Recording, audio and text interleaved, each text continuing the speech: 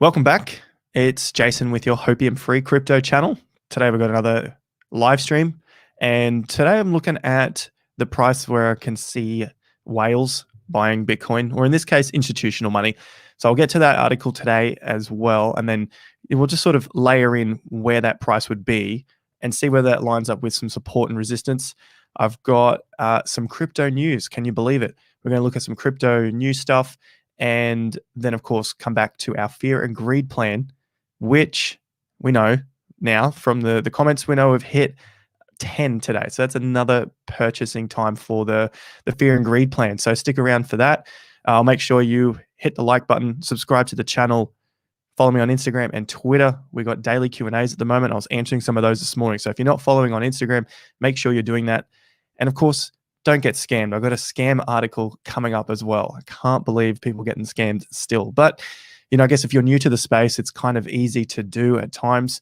Just make sure you're always looking at who you are talking to in DMs.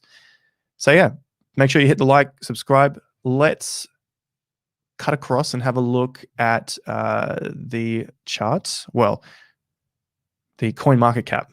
Let me share a screen.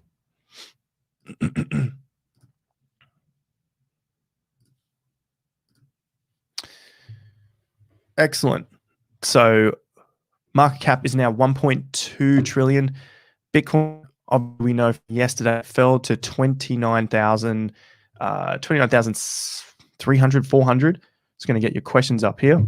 And then we had ETH at under now 1,800. That's pretty good. We're getting it nice, nice and low priced ETH. Awesome. I've got you guys here on the side. Excellent. All right, so that's the main thing. And the other thing we're looking at here is Cardano. Is it going to go under $1? I think so. I definitely think we're going to see a Cardano under $1. Ethereum, look, we're going to get back to that. Probably we've got the support level around 1,400. So, we're not too far off that now. But what we've noticed is the pricing has slowed. The sharp drops are definitely slowing down. XRP obviously taking its tumble as it usually does. But yeah, some cheap Cardano. I put a poll up today on Twitter asking if you think Cardano would ever be at 80 cents or under. And so far, the majority of people have been saying yes. Can you imagine asking that question 2 months ago? You'd be called an absolute moron, fudder. It's never going to happen. History. And for cryptocurrency, we don't even have to go back that far. It could be a couple of months.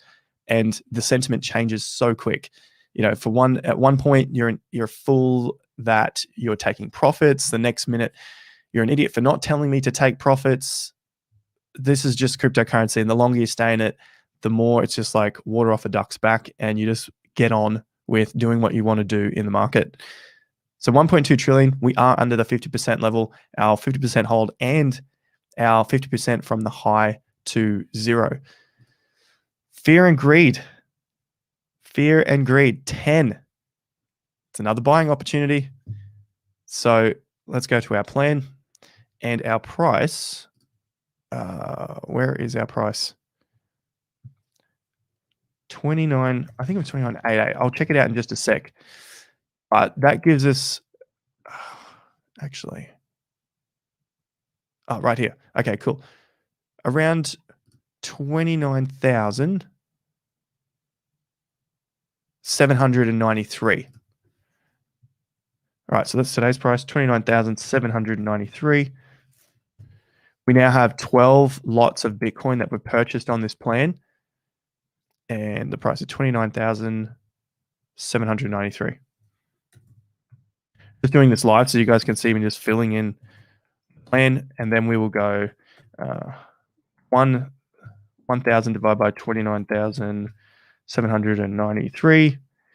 It gives us 0.033564. 33564. So that's what we have. We are down 12%. So there was the other option that I gave everyone on Twitter. Maybe I posted on YouTube, but at least I've put it on to Twitter and mentioned it on a stream the other day, that the other option could be we sell out of our entire position if we break down from the support, and the support's around 28,500, 28,600, and then we start to buy back in again. That's one option. That option is more like a trader option, and for people that don't have any more capital. But if you have more capital, you're looking to invest monthly, maybe you don't want to take that option because it does require more time, and I would say a higher level of skill to be able to execute it because of emotions. It's pretty straightforward. It's just sell at this price, then start to buy back again.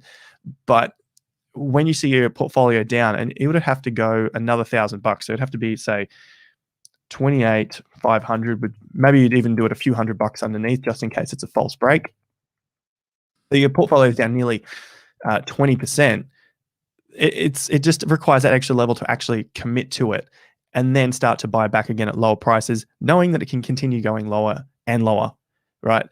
But you don't know at the time whether Bitcoin is going to be 30 grand, 33 grand, and then shoot up to 45 and back to all-time highs, or these are good prices and you want to buy again as it continues to scale down. You're just prepared for it, which is what we talked about when we first started this plan. We knew that, sure, we could be buying in these low 30s and Bitcoin could go to 20. It just means we keep buying in the low 20s. We average out at about 28K Bitcoin, 26K Bitcoin, and we just ride it up to whatever the next all-time high price is. So if we've got an average of, say, 25 for round numbers, 100, 125 grand, now we've got some great multiples, rather than buying at all-time highs of 60,000, which you wouldn't even get 100% if you bought it, 55, 60, 65,000 at those highs. So it just keeps you out of buying really high prices. That's the main driver here, is just stay away from buying really high prices. Okay, Google Trends. I just wanted to bring this up again. We used to look at it quite a lot during January when the market was really, really hot. Bitcoin over time, we got 5 years here.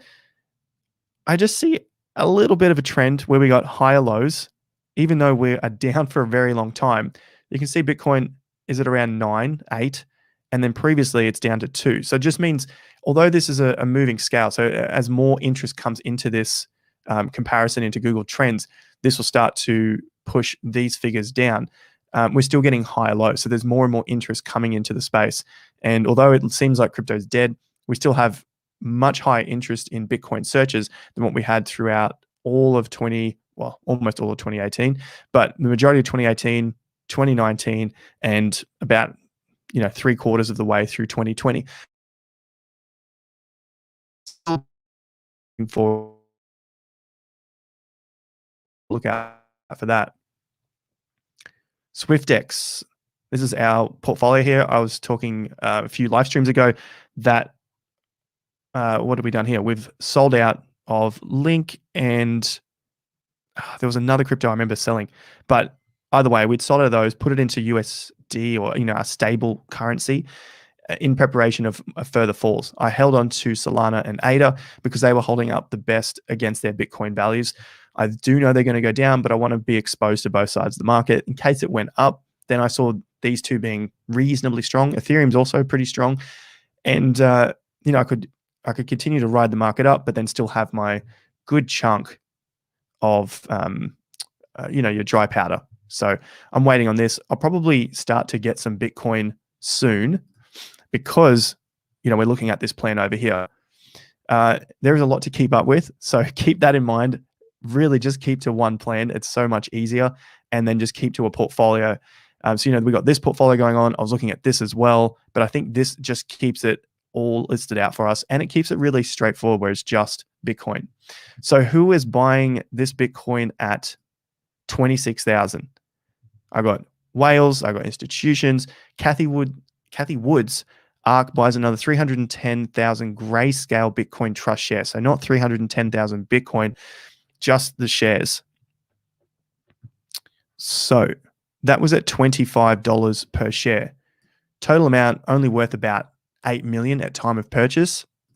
It's not huge, like it says here. It's not a massive amount of Bitcoin that they've purchased, but the timing of this purchase suggests that the firm made the move as soon as Bitcoin dipped below 30K. With the latest acquisition, ARK now has a total holding of 9.1 million grayscale shares, thus bringing the weighting of GBTC into the ETF to just over 4%. So in the ARK ETF, they have about just over 4% exposure to Bitcoin. Further to this, further insight also revealed the fund took advantage of the market dip to stock up on Coinbase. So they're buying Coinbase shares now rather than at the tops where it was over $400. I haven't checked it recently, but the last I saw it was around 220, 250. So this is where I'm getting the number from when we look at Bitcoin and where they're getting it. So the share at the moment is about 14% down. They bought it, if I'm looking at this article, they're buying it just as it dipped below 30K. So I've got my target here of 29,900. And then I've just dropped it 14% because this is the difference in Bitcoin price to the GBTC share price. So it's actually 14.5% cheaper than what Bitcoin's current price is. So that means they have that much leeway before they're actually, I guess, in a negative, at a loss, paper loss to the real Bitcoin price. But if they wanted to sell those shares, then yes, they would be at that extra 14% loss if the premium stayed down at that 14%. But what I suspect Kathy is going to, I suspect they're looking at the price or the premium of the Grayscale Investment Trust increasing again.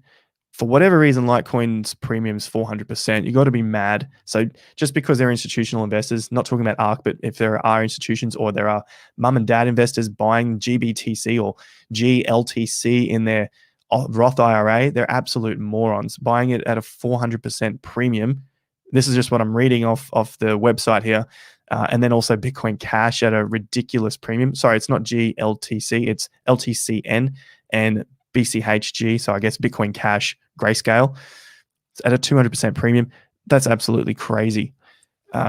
So yeah, looking at the GBTC price, 14% off. They're buying it at a rough price of around 25 grand, 25,700 from that price just under $30,000. And that allows them, I guess, the leeway. That's a bit of a buffer room in case Bitcoin continues to fall. Then it's come out at a reasonable level as well. Check this out. So 26 grand. We know that that's an approximate price that they bought in at. So this is ARK Invest. The timing of the purchase suggests that the firm made the move as soon as Bitcoin dipped below 30,000. There it is, below 30,000. There's the 14-ish% off.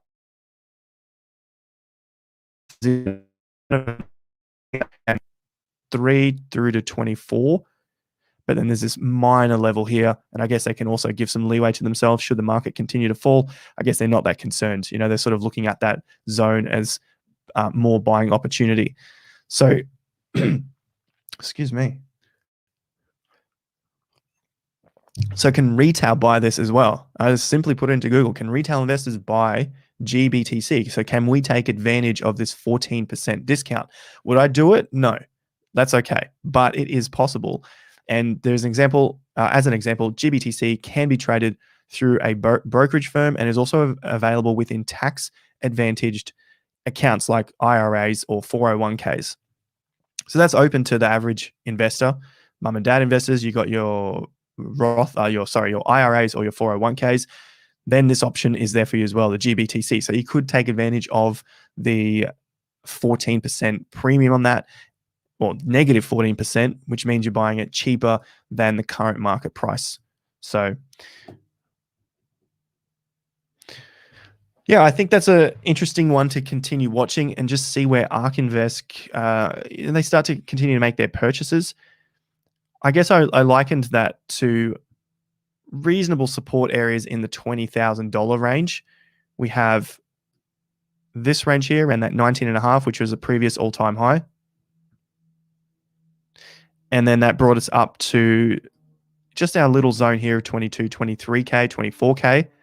And so they're buying it just in that zone, well, just a little way above that. And I suspect they'll probably buy a little more if the market continues to fall. As we've talked about before, and I won't go over it too many more times, we still see the volume drying up here. There's not much volume left in this market. And we definitely want to see some big volume come in to give us something to stop, some sort of stopping volume. Or at least if that doesn't happen, we want to see some volume take us to new highs. not obviously not new all-time highs, but new recent, say new local highs to break through some of these resistance levels at around your 34, 35, 36K. But at the moment, it's still just dropping off. Nothing much is going on. And I think people are still sort of worried about what's happening in the broader economy and also the stock market. Speaking of which, my brother's channel, Michael Pizzino. I'm giving him a plug here.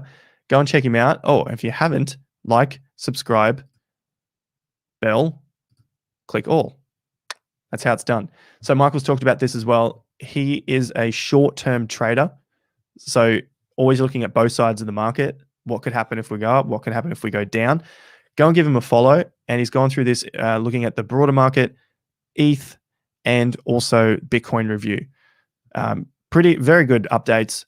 I obviously pay attention to what Michael's saying, and so does the Investor Accelerator crew as well. You can find a link to all of that down below.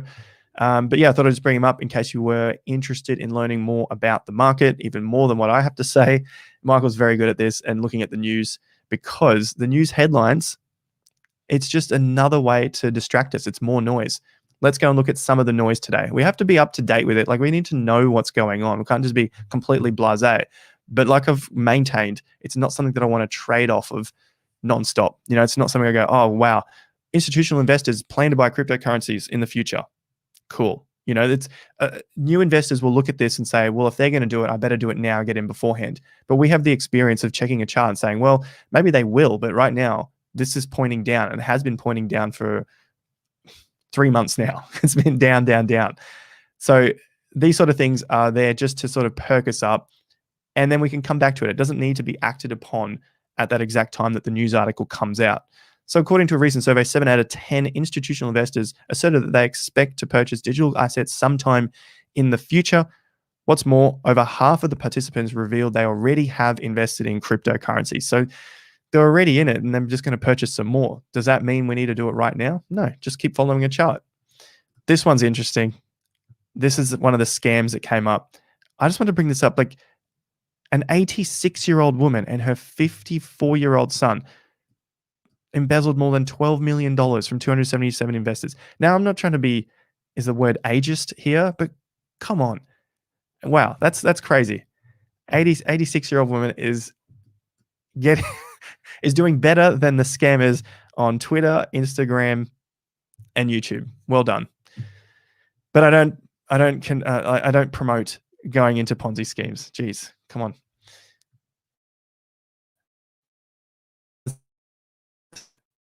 FTX is 900 million, so it's the value of 18 billion. They're always out there. They're crushing it. FTX is going to be one of the big ones, which we've talked about plenty of times before. Also been posting about this to the guys in the Investor Accelerator Lite and also the Premium Group. I was looking at this on a trade. It's not there yet. It was looking reasonably good, but FTX is definitely one I'm keeping on my list, and I often don't hear too many people talking about it. I would definitely keep it on your list and do more research into it. Could it be another Binance? Who knows? Sam's definitely got a ton of money, a billionaire at 29 or even earlier. So definitely have the connections there to make this thing go big. Other things, Circle reveals backing by its peg dollar. I'm bringing this up because we had a lot of talk about USDT. So that was Tether that was supposed to be crashing the market. Where did that news go? I don't know. Yesterday was the Delta strain of the China virus was supposed to be crashing the market. Where did that go today? I don't know. I don't see any more headlines about that. And that's what Michael's talking about in the beginning of this video as well, news headlines. It's just noise after noise after noise. So where did all that go? Where did USDT go? I don't know. Was anything actually happening? I don't know. Does it really matter? Probably not. Looking at this, Circle reveals backing behind its dollar-pegged cryptocurrency USDC. Here it is. Circle held 22 billion in its account at the time of the report. More than 60% of that number, or 13 billion, is held in cash. So USDC, 26.7 billion. So I guess at the time of the report, you know, it had 4 billion less. Okay, so that was the total. 60% of that 13 billion is in cash. Where's the rest of it? Yankee CDs, US Treasuries, commercial paper, corporate bonds, municipal bonds, and US agencies. So that makes up their total amount here. yeah, USDT, I don't think was looking as good, but it's not like all of them were 100% what everyone was expecting, 1-to-1 dollars in that bank account. It's all equivalent. It's all equivalent. Public disclosure of stablecoins is not currently a legal requirement, but Circle now joins the leading stablecoin provider, Tether, in disclosing its operations. So that's a good thing. That's nice self-regulation brought to the market. That's what we want. We don't want these guys getting involved and starting to lay the law down in a decentralized space. That's my view anyway. Headlines. I don't see anything else about USDT. Is it positive? Is it negative? I think the negativity has really started to wear thin on the market. Let's go back to this. And I think people are sort of getting a little bit sick of hearing about negativity. And so the news headlines are really noticing that. And I don't see much to do with too much negativity here. Crypto is a nice one to look at. Last thing I want to jump on is this thread. We've looked at this a few times before. Put into some videos. It's a great thread. Secrets of Crypto on Twitter. This is what I've been talking about for months and months and months. Path to alt season. We don't necessarily have to get to an alt season, but that's the way the cycle works. Phase 1, Bitcoin. Flow of money moves into Bitcoin. That's what we're doing. We're not buying altcoins now. Well, I'm not buying all of the nonsense out there. No, I'm not doing that because that comes later. Next stage, Ethereum. Next stage, large caps. Next stage, alt season. Now this starts to, I guess, move around a little bit. It doesn't have to be exactly like this as the market begins to expand, but by and large, this is kind of the way I've seen it move, and this is the way I'm playing the game.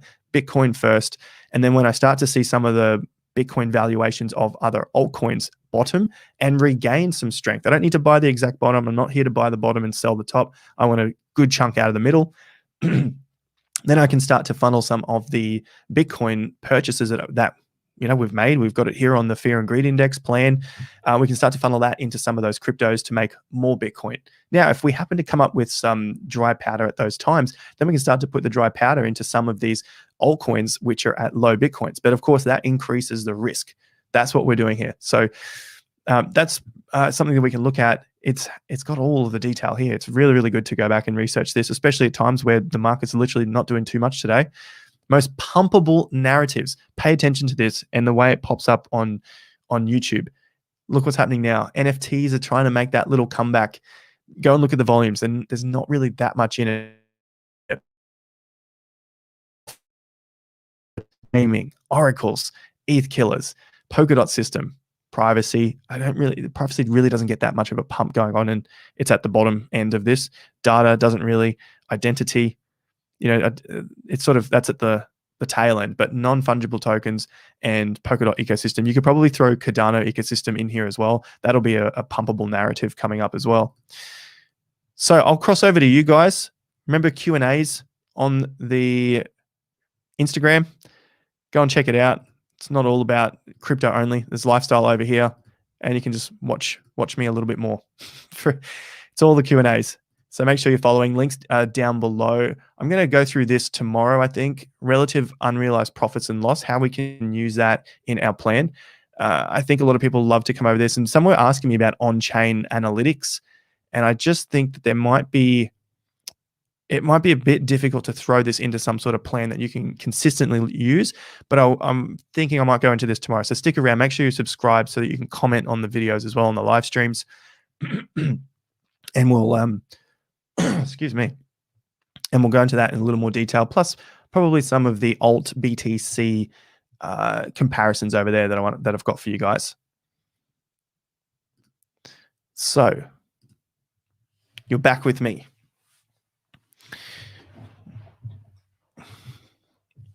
All right, let's get some Q&A. Pump narrative. The Elon Musk and B word BTC discussion tomorrow. Look, I guess, but it's not. Maybe a trade. Maybe it's like a news announcement sort of trade. Okay, but I don't see it as something that will pump the market to new all-time highs. So it depends. Are you trying to trade this, or you want to be a long-term investor? I don't see it as something that's going to kickstart the market. Thoughts on Australian housing investment moving into 2022? This applies to all the markets, really. We're looking at housing markets, housing investment. I still see that going through into the mid-2020s. I don't take on board any of these guys who are saying there's a market crash and crypto, or sorry, the housing market has to come down, the stock market will come down. It will not happen. This happened, the most recently was 2020, where we had the crash. The stock market corrected by 40% or so. They were calling for it to be the crash of all crashes. Didn't happen. I know all of the background stuff. There's money printing. There's things going on in the economy which still haven't come up to scratch. There's all this sort of stuff. It doesn't matter. It's all noise. It's all complete noise. All complete noise. Check out, where are we? Here. The Secret Life of Real Estate and Banking. Get that book. Read it. Read it. That has gone through the cycles from 1796. Okay, 220 years of cycles.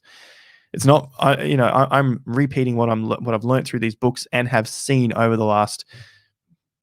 I've been in the market property since 2006, so it's 15 years.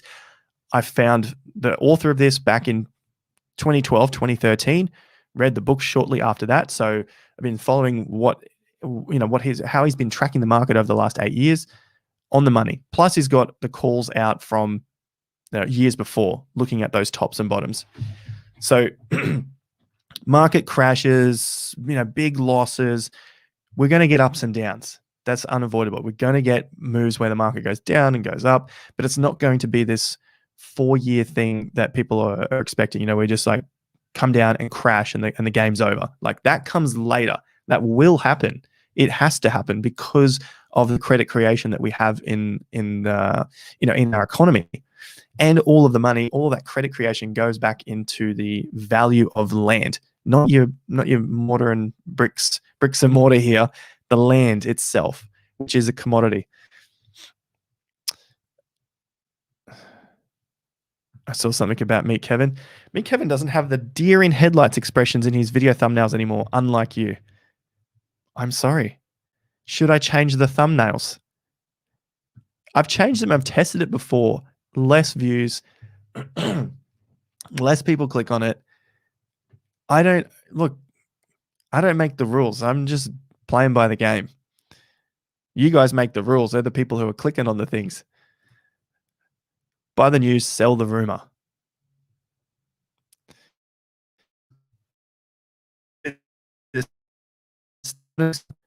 Why isn't that clicking? There we go. Maybe after another crash, maybe. But for now, I don't think so. We're in a bull market. We're in a bull market. Bull markets have corrections. We may get a 15% correction on the stock market. I don't know, 10% correction, 20% correction, whatever it is during this period up until the peak, which is due later this decade, later 2020s, 2026, around that period. And after that, I don't know, maybe the cycle extends a little further. It is an 18.6-year cycle, and we're coming towards the end of that. You'll see, just think about how crazy crypto was from January through to May, how extreme it was. That still has to play out in the stock market and the land market, the real estate market. When that happens, you will know it. It has not occurred yet, and we're not at any peak. But we will have corrections. We will have corrections. Thoughts on Kathy Wood, a huge supporter of not just Tesla, but Bitcoin, interacting with Elon Musk. Sounds like good news and potential announcement of accepting BTC as tender for Tesla. Maybe. I think eventually all of this is going to come to fruition. Whether it's the Kickstarter for the bull, I don't know. I can't really say. I'm just honestly following the charts. But it's good news. It's like we've talked about. It's good to understand that as well. Because these are going to be the narratives that will probably play into the next stage.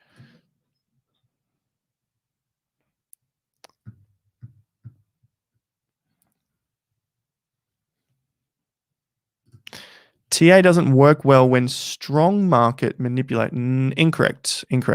TA always works. It just depends on the user. Now, I'm not a 20-year veteran of technical analysis.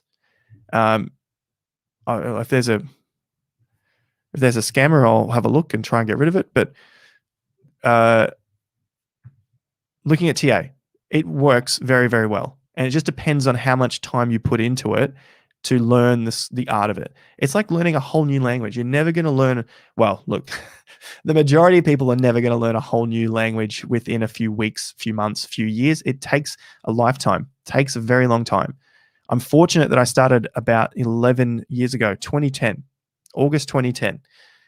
So I've had a good chunk of time at the beginning, and I've got really heavy into it in the last, 4 or 5 years as well. I had a couple of years off there as I was doing property development. I still checked charts, but I wasn't as involved with it on a daily basis. But yeah, it takes a lifetime.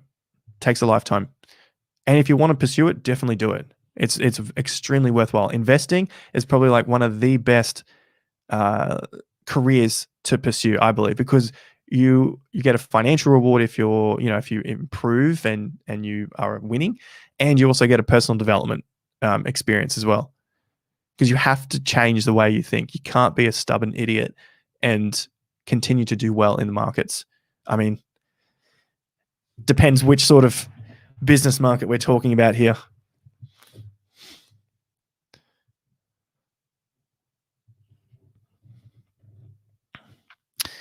Do we already have the blow off top theory that traders don't need BTC anymore to buy alts? So smaller blow off top.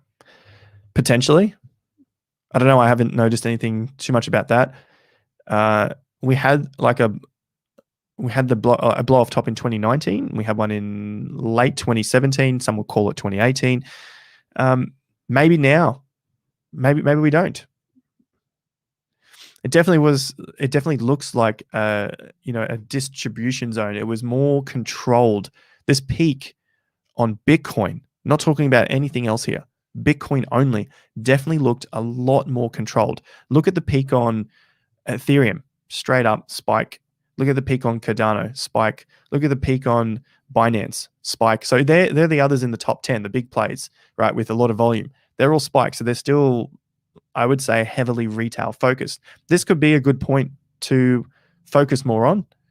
Thanks, Sean Carter. Do we already have the blow off top theory that traders don't need BTC anymore to buy alts? I don't know if it's whether traders don't need BTC anymore to buy alts, which of course is true, but I would say that there's a lot more institutional money and a lot more experienced smart money in Bitcoin than there was during the 2017 peak. And I think that shows in the patterns on the chart. Check out the top. If you don't believe,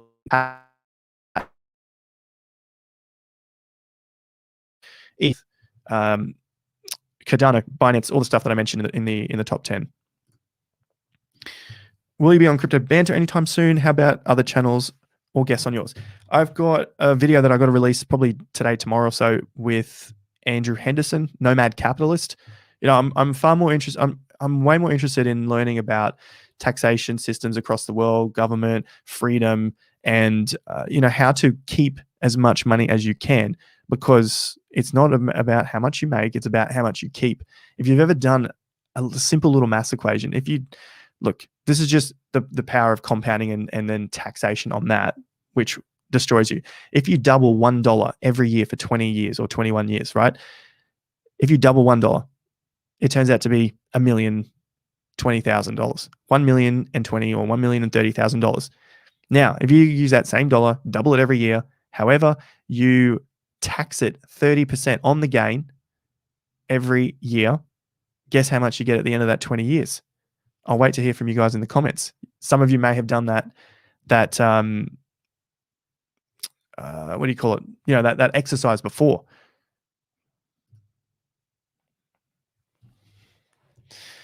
Baby Doge are going to be blocked.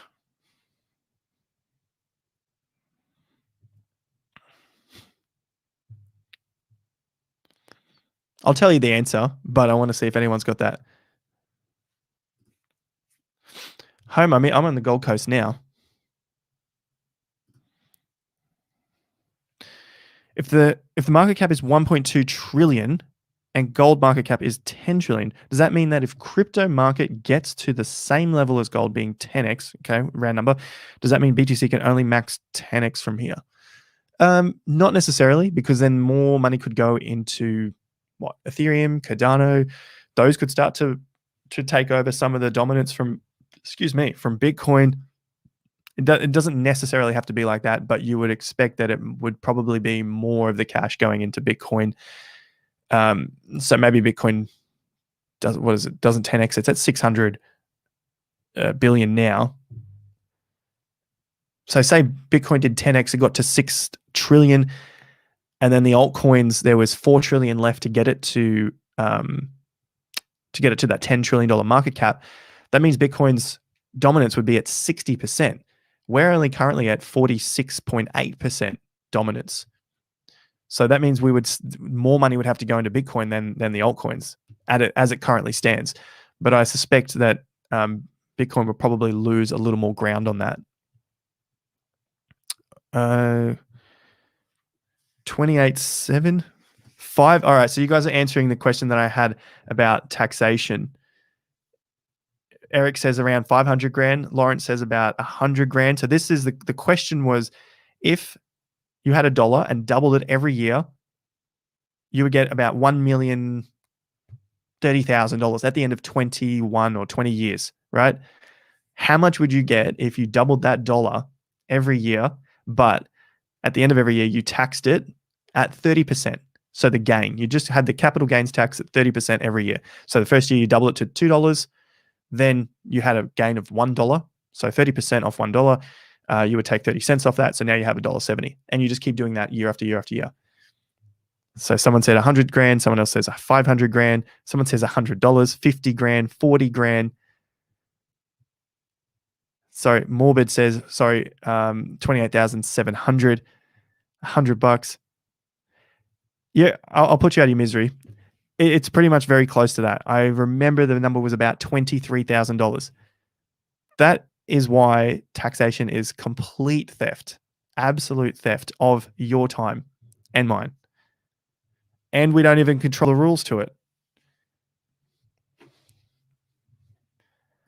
You do know this one, Josh. 20K. Yeah, it's so, call it around that 23 grand. It's wild. Do the numbers, put it in a spreadsheet, and you'll see how ridiculous it is. Probably a lost cause taxation. 23K. There it is.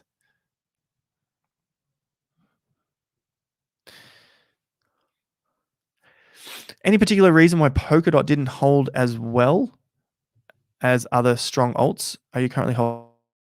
I am holding. That was sold out in the SwiftX account. So yeah, sold SwiftX. Where is that at? Yeah, we've only got ADA, Sol, and USD. I don't know why. Maybe it was just because they didn't get as much news come through. They didn't get as much progress. That could be it. My stream is laggy. Very, very sorry. We'll get a couple more questions. Taxation is theft. Look at you guys. You found me. We found each other. Taxation is theft. Canada, only 50% gains get taxed. Still theft. Yeah, that's after the 12 months, I think. Or I don't know taxation laws in Canada, but it's similar here. After 12 months, only 50% of the gain will get taxed. Let me.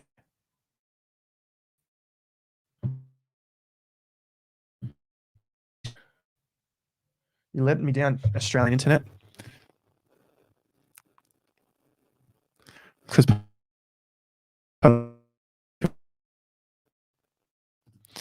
Liam says, Nomad Capitalist has a great article on your point. How did you go about learning TA in the beginning? Books, courses, your brother, internet? Yes. Those are all course books back here, and I reference them sometimes. They're basic, like straight from the beginning all the way up, and a lot of it to do with GAN as well. And I found that 11 years ago. That was at the time when it wasn't, was YouTube around? YouTube's around like 15 years, maybe 10 years. I don't know. But it was at the time when it wasn't sort of like come online and learn about stuff. It was literally you go to a seminar and they would talk to you about trading and show you some charts up on the screen, the projector, and then it was like, do you want to purchase this trading course? And it was like, I think $6,000 or something like that. But it's done me well. And then they have the upgrades. It's $10,000 for this one and all this sort of stuff. So we get it pretty good. We get it pretty good these days.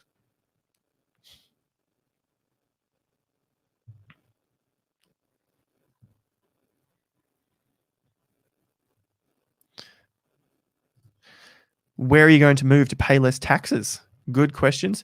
Some of the places that look pretty good would be Portugal for cryptocurrency investors. I don't believe there is any tax on cryptocurrency gains in Portugal. Some of my other good friends who have done this, they have expatriated, not the word, from the US. Crypto tips. You can follow them on YouTube, on Twitter. Great guys, and they currently they're basically kind of living in Indonesia at the moment because he's a big surfer, surfs the massive waves. So yeah, they got rid of their US citizenship, moved to Portugal. They love traveling. Why not?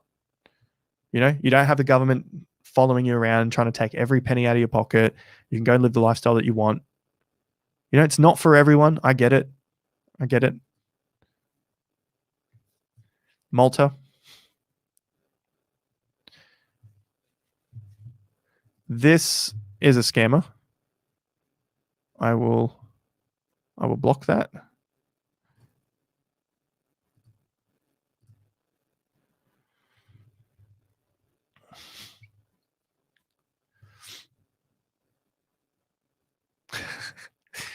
That's some free hopium.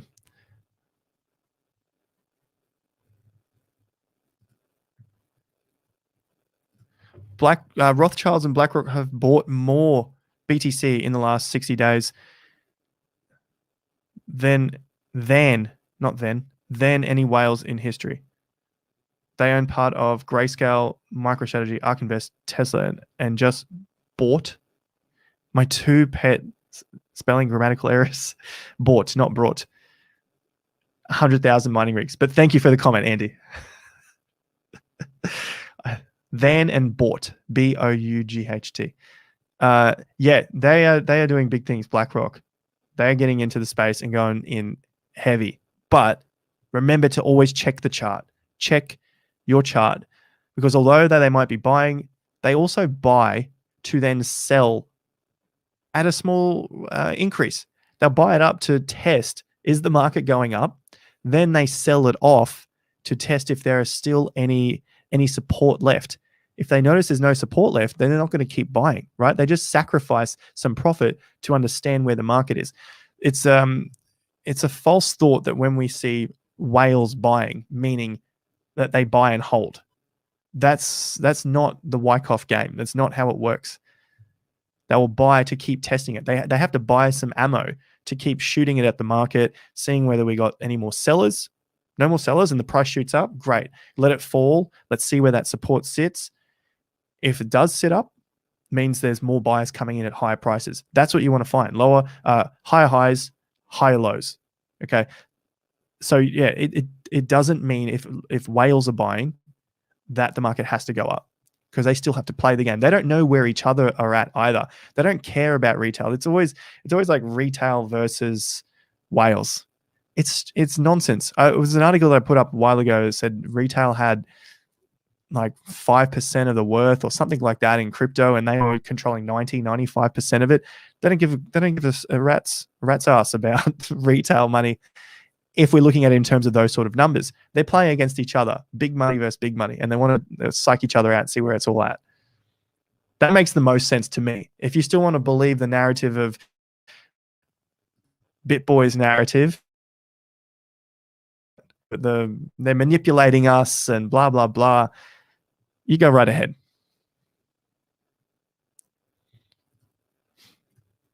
Accumulation process. It is. We're not sure yet. Let's see what happens. I can't say. And I could be a YouTuber and say, definitely yes or definitely no. I don't know yet. It's looking like a redistribution at the moment. But we could get that test down and then jump back into this zone of 30 to 8, then we would say, wow, maybe this is the accumulation zone, but we're just not sure just yet. Need a few more signals. And that's why we're doing our dollar cost averaging plan and buying, because we don't know. It could go into the 20s. It could stay where it is, but at least we've been buying. Lockdown for you poor souls in Sydney and Melbourne. Book recommendations, 100% real Secret Life of Real Estate and Banking. Otherwise, follow me on Instagram and on Twitter. And actually, I should put a post up on Twitter about that. Best book recommendations in trading. You guys in the comments will probably have some good suggestions as well. It's been good. No, I just asked for your opinion. Don't trust him. Don't trust him one bit. And honestly, you don't have to trust me either. Go and do your own research as well. Like, I'm just reading this stuff. I'm watching stuff online. I'm talking to other people. I'm, as I said, watching other things online.